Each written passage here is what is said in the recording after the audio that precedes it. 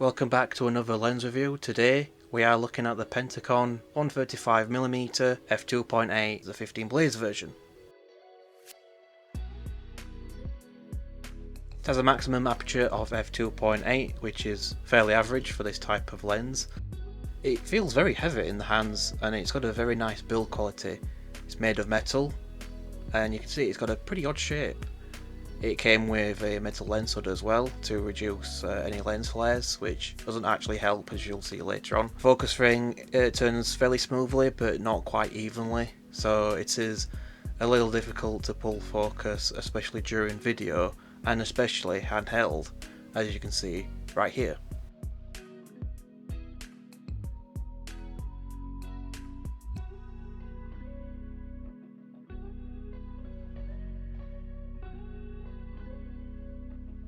The aperture mechanism is not easy to turn either, especially on my copy. That may be due to the dried up grease data inside, but it may differ depending on which copy you manage to get.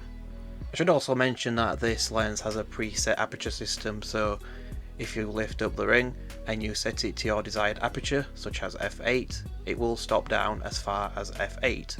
It's not really useful on modern camera systems just because we have all these exposure systems. It's a lot easier to correct your exposure, but if you're using a film camera it might be useful.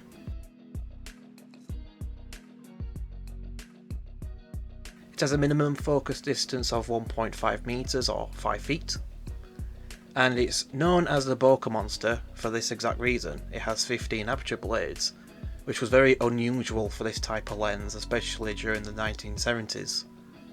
So as you can see at f2.8 we have very severe cat eye shaped bokeh in the background, but as you step down you actually get circular bokeh, and it actually gives you some very smooth soap bubble bokeh, which is desired by a lot of photographers, and it looks quite nice even when stopped down.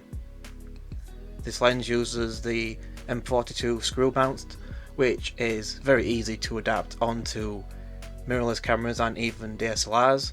I will be adapting this to my Sony A7R II, which is a full frame 42 megapixel mirrorless camera. Sharpness in the centre is already quite good.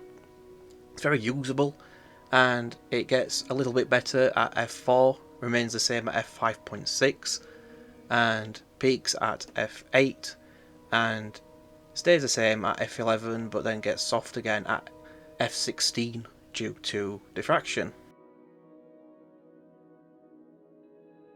In the corners the sharpness is very good, surprisingly, and it stays the same up until f8. The corners peak at f11 and get soft at f16 due to diffraction.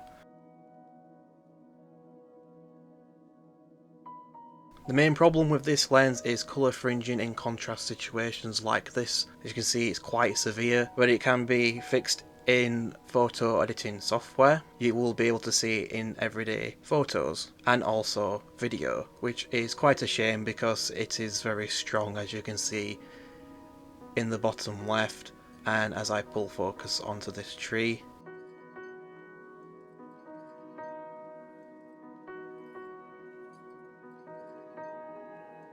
Chromatic aberration is also seen in contrasting edges as well, but this can be fixed in photo editing software.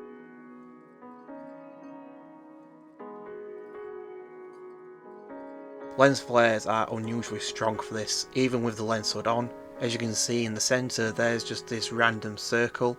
I'm not sure why that's there, but as you step down it does disappear, and the contrast improves overall.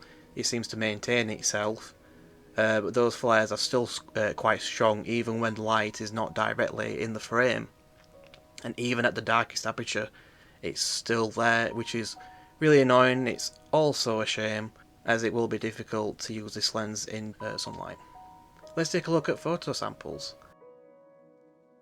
The bokeh is quite smooth in most situations. In fact, I would say that it's very rare for this lens to have busy bokeh.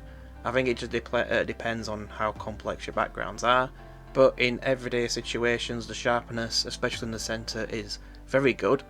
You won't have to deal with colour fringing that much. It does lack contrast wide open, so you will have to colour correct your pictures in photo editing software. But this lens is really nice to use, especially stop down, just because the bokeh remains the same, or if not improves. This lens normally costs between £50 to £80. If you're not able to get this version, you can also get the 6 aperture blade version, the Pentacon electric 135mm F2.8, which tends to be a lot cheaper. I would recommend buying this lens, especially if you're after a certain characteristic, especially that 15 blade bokeh. That really does make the lens quite unique, but you just have to bear in mind that colour fringing is very strong, and that can get a little bit irritating at times.